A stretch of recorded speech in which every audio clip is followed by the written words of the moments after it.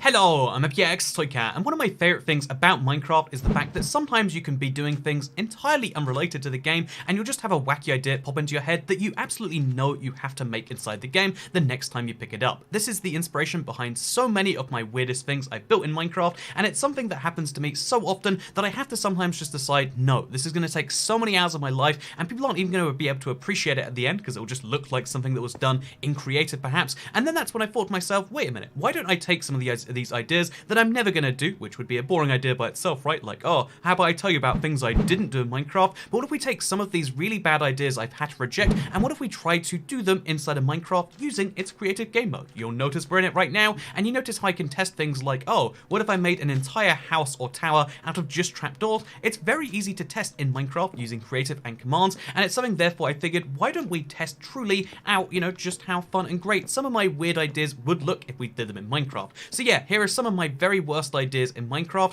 but we're going to be building them in creative to see just how bad they really would be if we spent the effort and time to make them in survival.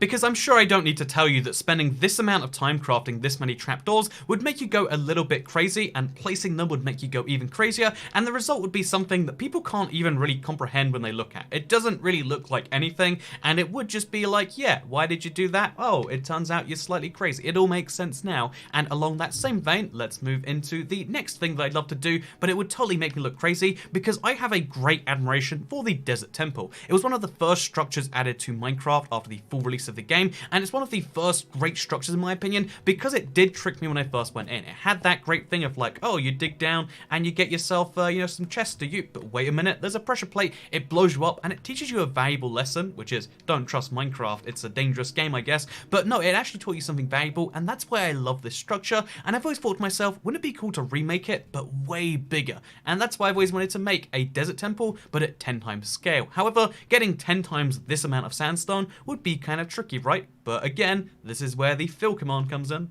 Because just by using this command right here, we can make ourselves a 10 by 10 by 10 block of sandstone right in front of us, and that gives us the rather wonderful ability of being able to block by block place this, but placing, literally 1,000 blocks at the same time. And that means that if we want to, and you better believe we do, we can start building this desert temple, reconstructing it, using these as kind of a guideline. So we'll place ourselves a giant block of sandstone, one of these 10 by 10 by 10 things, then we can move 10 blocks forwards and we can do the exact same thing, but over here. Oh, in this case, we just discovered a ravine, it turns out, so there's a fun little fact for you, but then we can do this over and over again, and as you can see, it's saving us 1,000 block placements, which previously would take us that, close to, half an hour to destroy that many sandstone blocks, close to that amount of time to build it, but we can do it in literally a second, which means this giant project we can do in a surprisingly short amount of time. Okay, so I've now placed the base layer of the desert temple, and you can see why this was a really bad idea to think I could do in survival, because when you replicate a desert temple into time 10 scale, you think to yourself, oh, well, that's not like too many blocks, 10 times, 10 times bigger only requires 10 times more blocks. No, because each one is 1,000, it's 1,000 times more blocks, and that means this base layer alone, this is literally just the bottom layer of the desert temple, it doesn't even look like anything lit yet. This has used up 420,000 blocks of sandstone, and admittedly, you wouldn't have to do all the inside blocks, because if you look into any part of this, it's deep all the way down, it looks as it should. Admittedly, that's not necessary in the slightest, but it is still kind of amusing to me that, like, yep, we've already used up like a year worth of survival time, and we did it in about 5 minutes, and it looks like nothing, and it's made me appreciate, yep, kind of silly, because also it went so much bigger than I expected. We overwrit the entire village, which is why there's a lot of dead villagers and cacti and chest stuff around here, and also we had to dig into this mountain a bunch, obviously using the fill command again. But yeah, this is the first layer of the desert temple, and I'm already starting to see why maybe I'm bad at calculations. But let's move on to the second layer, I guess. So yeah, another 350,000 blocks or so, and honestly, you still can't quite perfectly see the desert temple effect coming together. Like you can see clearly there's like a step going up, but it's not quite a desert temple look yet. So yeah, this would be a very frustrating stage to be at, realizing that like, oh, there's so much more of the temple to go than just this base outline structure, but we're going to keep it up with the next layer up, which gets a bit more complex because on the outside it's somewhat easy, but then there's like this to deal with. There's the fact that this sticks out a bunch. So there's things we have to deal with now, so let's try our best. So I put about another 40 minutes into placing the giant blocks here, and as you can see, the desert temple structure is vaguely coming together. But we made a pretty crucial mistake, which I spotted way too late to actually do anything about, because we made it way deeper than we made it wide. And the thing is, I actually checked to see if it was a square quite a few times, so I don't know how I got my, my dimensions this far off, but I did, and it's kind of embarrassing, okay? And yeah, as a result, we've got a very strange desert temple style structure that I kind of think looks beautiful in its unfinished form. This definitely isn't me just going, oh god, I bit off far more than I can chew here. It's definitely me saying, actually, it looks great this way, and that's why I decided to really maximize that effect by making the entrance, rather than making it full-sized, I made it nice and tiny like a normal desert temple entrance would be, and therefore, as you can see, after climbing up a few stairs, you enter into the desert temple over here, which for some reason contains a giant stack of, trapdoors. And yeah, it really explains the scale of this thing when you can see that the trapdoor stack from earlier that was giant is just that thing in the huge grand scheme of everything here. And yeah, I think that's beautiful personally. Maybe you disagree. But yeah, imagine if you did this like full scale, you spent this many thousands of sandstone blocks. At this point, we're over 1 million deep because we made them actually filled each time too. Imagine you spend 1 million sandstone blocks and then you realize, oh actually, did we misalign all of these? That is a tragedy I can't even imagine. Because it was a tragedy after 45 minutes of creative work, let alone, I think close to an hour actually of creative work, let alone the pain it would have been after all of that. So yeah, making a giant desert temple, not a good idea for survival. Actually kind of a fun one for creative though. Again, I kind of want to get back to this sometime. Maybe we will if people feel like it has potential. Because again, there's just something grand about this. And seeing, by the way, how the square cube rule works, that it's so much bigger than a default desert temple. But yeah, I think this is wonderful, but let's move into the next thing I think I would love to make.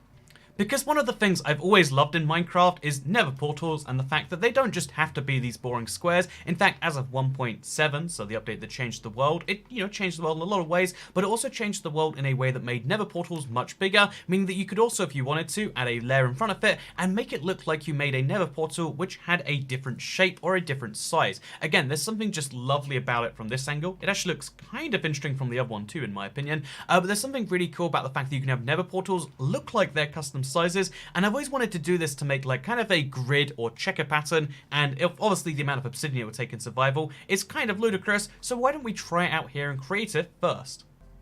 So right here we have ourselves a ludicrously sized nether portal. I think you can all agree this is absolutely huge, and in fact it's so big that it's well above the size that you can actually light and make into a normal nether portal in Minecraft, meaning you can actually light this on fire, and that might be a fun effect by itself. But what I wanted to do today is to separate it into a bunch of smaller nether portals, but then have the back of those lines line up with these in a way and make a perfect grid pattern, and we're going to see how that actually would look. So now we need to split the portal up into loads of smaller portals, just like this one right here, which are going to be equally square, and then in front of that we can have an effect like this one, and it's going to look like there are loads of tiny squares that actually make up the big, giant square portals behind them. So let's do that, but for all of this now. Can we all admit, by the way, that obsidian has to be one of the ugliest blocks that you can find on any version of Minecraft? Like, when it's by itself, you're like, ooh, what a special block. But when you put so much of it together, and with the random rotations that Bedrock tends to put on each of the blocks, it's just so depressing to stare at it, and when you're placing line after line, you really start to notice this sort of detail. So now I have all of these crisscross grids right here, which looks kind of ridiculous, although actually I would say kind of cool by itself. There's something intriguing about this. It looks like a bunch of parasites. Or maybe I've been looking at the texture too long, but either way, you can see that now we light them individually, which is kind of a fun, satisfying feeling by itself. Like, look at this already. We've made the Windows logo, but out of nether portals. But yeah, we just kind of can fly up and down these, lighting all of these portals, making a pretty fun display from this end. Okay, that is seriously satisfying by itself. Honestly, do we even need to do the other end of this? There's just something beautiful about this, making square with one rectangle. Nether portal grids, it's just, oh, something great about that. Love it so much. However, now comes the fun, or rather frustrating bit, because I want to see what it would look like if we poke these little holes in it just like this. Except this top layer, we'll have to make the holes ourselves apparently. But yeah, I want to poke holes in and make it look like this to see if this effect is something that is worth keeping and doing across the whole thing. Because if we do it this way, it'll look like we're covering up one giant nether portal, or that we have a bunch of miniature nether portals. I'm not sure which one's actually a cooler effect. But yeah, we can do that by just punching individual holes. And there's no other mass way of doing this one, but it would be a lot easier to do in creative than survival, that's for sure. So let's do it.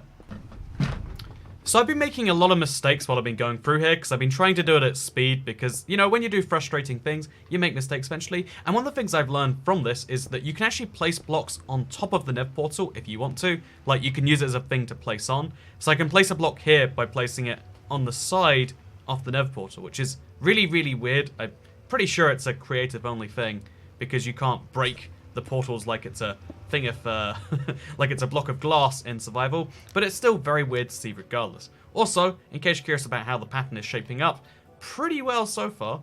And honestly, it always is just satisfying to remember that every single one of these, even with an efficiency pickaxe, is like 3 seconds I'm saving, and I can do maybe 3 in a second this way. So we're at least 10 times faster, if not much more, because of the scaffolding and stuff required. So that makes me feel a lot better about the huge time it takes to poke this many holes in obsidian in creative. So beyond just kind of seeing that the checkerboard pattern looks really good when you're looking at it head on, but it looks terrible from a side angle. It doesn't look like an nether portal over there. It only looks like it from kind of close up. So from this angle, oh, it's an unlimited nether portal. From this angle, you can see how, like, you can start to see something better, but there's always going to be that kind of curvy effect. I think this definitely has uses for doing, you know, like, something cool like that, but I think the way cooler use is in the bits you don't carve out. Again, just by pure coincidence of what we haven't done, this looks a little bit like a shoe, right? I decided to curve the edges around it, and it's like, yeah, can you see the shoe there? The shoe is in much more focus than the big background behind it, and I think the colors of that really adds to the emphasis on that. Or maybe I've been looking at obsidian too long and everything makes me go crazy. But personally, I almost don't want to finish it because I want to have something left in there that's, you know, very artistic in a way. So I decided instead to put a bit more effort into making it look like a shoe. And apparently I don't know what shoes look like, because I think I made it look less like a shoe. But yeah, the giant shoe portal that on one side is a giant shoe and on the other side should look actually different here too. Yeah, interestingly enough, you get the same effect on this side, but obviously flipped, and much less vibrant. So if you want to indicate something clearly, like, I don't know, a Christmas tree, I feel like this is actually something cool that I might have not invented, but discovered, or found out, because I love the effect. So yeah, what do you know, it's actually a good idea that maybe I should do in survival, maybe on a much lesser scale, because doing this takes a lot of time. But I really like the concept, so you might just see this come to survival sometime. What do you know? It's an idea that wouldn't have been horrendous if I tried it out first in survival.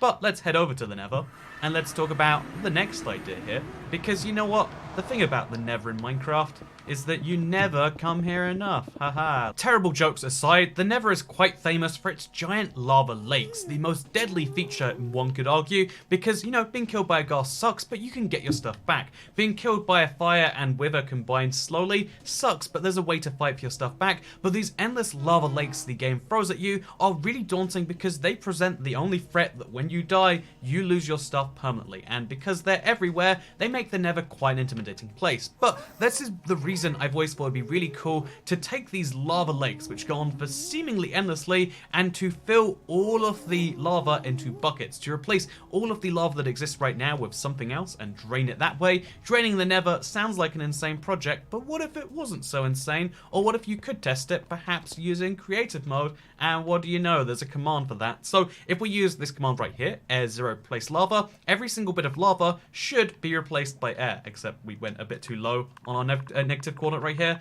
But every single bit of lava should be replaceable via air this way, and we can replace huge swaths of the nether quite easily. Okay, now we specified too many. What a terrible little thing. But yeah, basically we're going to try our very best to remove all of the lava in the in a lake to see what the generation of the world looks like with lava underneath it. So here is the before of my lava lake, looking pretty natural as the nether intended. It goes without saying that the difference is pretty darn stark, right? And yeah, the amount of time we can save using the fill command here is pretty absurd actually, because again, we're talking about millions of you know, lava blocks for a whole lava lake, or even for this little subsection, we're talking about tens of thousands of buckets required, and we have to use the lava some way or transport it somewhere.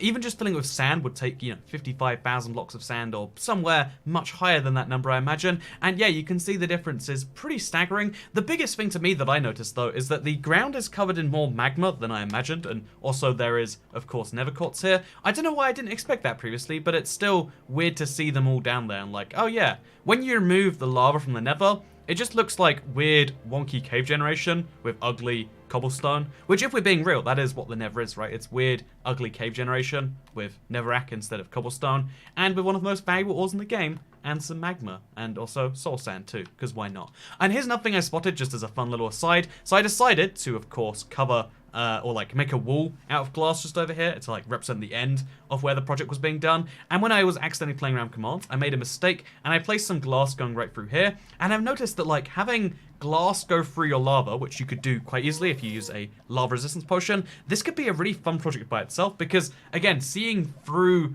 the seeing through the the lava in this way, that's a really fun idea. And it's made me think, why not, if we've got the glass anyway, why not make like a glass tunnel? So again, imagine you have lava resistance on and you can see some amount of well above this. But yeah, if you really wanted to, you could kind of place a glass tunnel. Okay, this is actually horrific, but you can place a glass tunnel if you want to, and then you could kind of like see through the nether, and it'd be a really cool way to have a hidden tunnel, because who's going to expect that the best way to get through the nether is via a hidden underground tunnel? Not me, that's for sure. Not really anyone, I actually don't imagine. And yeah, this is horrifically hard to do. One of the hardest builds, I would say, to make, and it'd be even harder to properly fit it out with the nether, but that's a fun thing I want to do in survival now. So yeah, if you see me make a lava tunnel in Minecraft survival, you know where the inspiration came from. And that is one of the benefits of creative. Again, I always talk about survival, but sometimes you accidentally find things in creative that you perhaps wouldn't find in survival, and this actually is one of those things. Again, this is why creative needs to exist, even if I'm a 100% survival player, personally. I had to go in survival just to get back to the overworld, because it's easier to kill yourself than it is to link nether portals correctly. And my god, seeing this in survival is a reminder of the true scale of this when compared to a Minecraft character. And that's kind of cool. The same thing is kind of true for the giant nether portals as well. Like, just, yeah, that's a lot of nether portals I made over there. And that's nice to see. But anyway, this exact same command we used to replace, lava, we can use to replace pretty much anything else, including, if we're so inclined, stone with air. And you might say, why do you want to do this? And this is actually something else I've always wanted to do. I wanted to excavate my world and make a giant, gap. Also, you can feel the game kind of lagging under that one. Because I've always wanted to excavate in a really interesting way, something like an abandoned mineshaft or a stronghold, so that you could see the abandoned mineshaft just kind of floating in the void just like this. I love projects that expose things from underground, and I think, by using this same command and testing in creative, you can also have the ores be left over. We could also remove them one by one if we want to, but personally, I love seeing it in this fashion. I love seeing what the game generated versus what's the stone, because it reminds me of those little kits that you used to get as a, kid, or at least I got once as a child. Where you could excavate a dinosaur by, slowly digging the stone around it. It's kind of like that, but with a Minecraft structure. You can see what an abandoned mineshaft looks like minus all the stone, or sans the stone. Look at me using fancy Latin words when English words would have done. But you can, replace, things like that, and you can truly start to excavate and see what the world could look like. And yeah, I like the idea of having a giant hole in my world that shows off the entire generation of an abandoned mineshaft or of a stronghold, because you learn a lot more about a structure once you see it kind of laid bare. Your interaction with abandoned mineshaft in Minecraft seems like it's such a complex structure, because like, oh, there's so many ways you can go, and your brain does it a certain way, kind of like a hedge maze. You don't truly understand a hedge maze till you look at it from above, and I don't think you truly understand Minecraft generation when it comes to things like these abandoned mineshafts until you properly excavate them just like this. Also, you make a lot of relevant ways to go flying, apparently.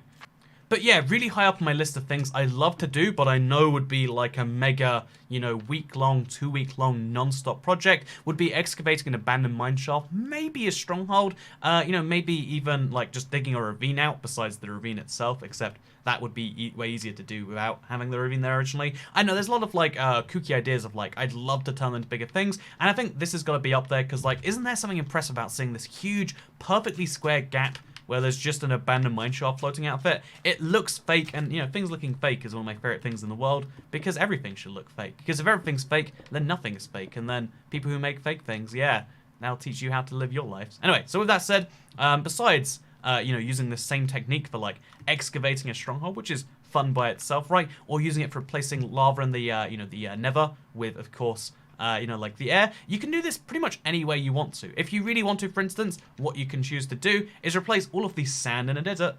Yep, even one that's this ridiculously sized, you can replace it with air, which means that in pretty much no time at all compared to the survival equivalent, again, we're digging about an hour's worth of sand every single time we use this command. We can destroy the entire desert in a time span this small, which is really nice by itself. I mean, again, taking an entire desert biome and destroying it so fast, pretty great. Or you can have a desert which has been ripped entirely bare of its sand, besides weird bits that apparently are floating on top of other bits. But yeah, you can destroy an entire desert that fast. You can live the Toy Cat survival experience in that short amount of time. And if you're really crazy, you could make up a wacky concept like, what if we wanted to cover it all in torches? And you could just take the exact same thing of like, use air to replace sand. Instead, use, torches to replace air. So you put air there, and then you put torches here. So torch 0, replace air. And this tells the game that every time it spots an air block, you want to replace it with torches, which means that this happens. And although probably better ways to do it that result in less torch rain, you can see the end result is this. Light up an entire desert this fast, live your, Toy Cat survival experience dream that I'm sure we all collectively have, and live it that fast. Probably better coordinates to use so you don't cause so much lag, but it's beautiful, right? Look at all these torches we've made. And you might cause some lag if you do it slightly wrong like me, but you can also end up with an entirely torch-filled area, which is beautiful if you want to decorate the area around your ludicrously sized Minecraft structure. Which again, there's something just beautiful about the scale of big things like this that you can't help but be intrigued by. Also, because it is so big and blocky, it's like, why would you make something so big and have it still look that blocky? And that's Minecraft for you, right? Anyway, the last bugbear of mine that I'd love to fix in Minecraft sometime is the mountains. So in Minecraft Java Edition, you can sometimes, very rarely, find mountains that go up to 256. Most of the time they go only slightly off the ground, but in Minecraft Bedrock, for performance reasons, something mobile devices, mountains only go up to about Y120. And even then, most of the time it's much lower at like Y90 or something like that. It's kind of sad if you ask me that mountains, even in the most mountainous, intended biomes, like Savannah M biomes, you're still going to find them being pretty low, which means that Minecraft doesn't have the most impressive terrain, and it'd be cool to fix that myself, right? And that's what we're going to do right now. And that's why we're using the clone command. So the clone command is a bit confusing because you're effectively picking 3 sets of coordinates. The start of where you want the clone area to begin. You've got the area the clone area should then go. Then you've got the clone, it should go to, kind of like the fill thing. But then you've got the areas you want it to go to. So we're going to take the 35 blocks in a 30 by 30 area above us and place them 35 blocks up, which means we should get, I think we did that wrong actually. Oh, there we go. We should get, as you can see right here, our mountain on top of a mountain. Except we underestimated the size of our mountain, so we actually have to tone this one down a bit. Let's try this exact same thing again from the bottom of over here, but let's try it like a few blocks further down. Okay, so we've taken the 21 blocks above us, and then we're pasting them on the 21 blocks above us. Then what we can do is we can go for the bottom of this, which, just to keep things easy, we'll just place some grass here, and we can place the 21 blocks above us on top of the 21 blocks above us. And then, for ease of simplicity, we can do the same thing again, giving ourselves a block to stand on. We can paste the 21 blocks below us to the 21 blocks above us. Just like this, we're going to start to make a mountain. Again, admittedly, it's not the best mountain with a top. We might need to do some customizations here or there. But you can see, we're starting to make a mountain pretty darn easily. I mean, again, some mild issues here. So we're going to try this one with just a mild redo here. Okay, this time I made the area a little bit bigger and a little bit smaller at the exact same time, which, as we all know, is the solution to most problems. And we're going to be cloning just this area, but the entire mountain on top of itself. Oh no, we went a bit too far back. So, a bit too far forward. So, we want the entire mountain to be included in this one, and the hope is that we can actually fit the whole thing in. Okay, this time I'm sure I got the whole mountain in. Or maybe I didn't, actually. Ooh, mate, yeah, not looking that way. But we can just keep on cloning over and over again until we get the result we want. And because now we're doing clones overlapping onto clones, we're going to start to get a weird result. But if we do this all the way up and we do it enough times, we should end up what we want. So as you can see, we've got a pretty convincing mountain that goes all the way to sky height right now. And because we varied up our placements the tiniest bits, you can see how the gaps between them gets a bit smaller. But again, this isn't actually perfect, I'll admit, which is why we go a little bit further back and we do the same, but trying to get even more of this in. So if we stand right over here, I'm hoping this improves things somewhat. I don't know what I actually expected, but working was not the end result. But it seems as though, again, there was a big mess before that we've mostly actually fixed by going in from this angle. Somehow that is true. It's not what I expected to be true, and it's still very rough around the edges. But yeah, playing around with this command, it's a lot of fun, as you can see, and it's something that you know, can allow you to make results that definitely are not possible in other game modes. And although making a mountain this high and actually realistic is very hard, apparently, it doesn't mean it's not a lot of fun. Okay, we've got one other way we can try this exact same thing. We're going to try our very best to make a mountain without using the replace command where things get messy. We're just going to fill blocks ourselves all the way up to where they need to go. So here, all the way to the ceiling of the world, we'll make a big grass tower, and then we'll make another big grass tower. And then with our placement of these grass towers, we should be able to make something that vaguely resembles a mountain, if we believe in ourselves. Okay, so I present to all of you the mountain I have made myself. That mountain over there doesn't even look like a real mountain. This mountain right here, as you can see, very convincing, and all the way here at sky height. And in case you're thinking it only looks like this from the top, because it looks so great from the top, no, you better believe there's lots of levels to this mountain, so this is the main part of it. But further down here, about 100 blocks down actually, we have, as you can see, much more mountain. Ooh, look at this, there's more curvature to it. And then if you go even down from this, you can find there's even more mountain. Then even more down from that, you can find there's multiple layers to this mountain, because this is what real mountains look like in real life, and we've replicated it to improve Minecraft's world generation. Why is this not a naturally spawning structure? I think it looks that beautiful that it really should be included for that reason. And yeah, today we've improved Minecraft greatly. We made desert temples the right size. I improved nether portals. I covered a desert in torches. I've uncovered an abandoned mine shaft. But most importantly, we fixed the mountain biome. So yeah, honestly, playing around and you know, in the creative game mode, it's not what is my forte is. It's not my usual preference, but I did have a lot of fun spending 3 to 4 hours doing this today. And I want to encourage all of you, if you enjoy playing around with stuff, to sometimes goof around in creative if you want to test something that you otherwise wouldn't do in survival, because it's important to do things in survival sometimes. But sometimes, you know what's more important? Not doing things. I'm not sure what the message of that was, actually. You know, I'm not sure what the message of the whole video is. Besides, I don't know, follow IBXToyCat on Twitter and hit that bell if you want to see more of my videos. That's right. You might think you're watching this video for entertainment, but really it's a grand ploy to promote my Twitter and get them sneaky follows. So thank you very much for watching this video. I hope you enjoyed it, and if you don't hit the bell, then you're dead to me. So goodbye.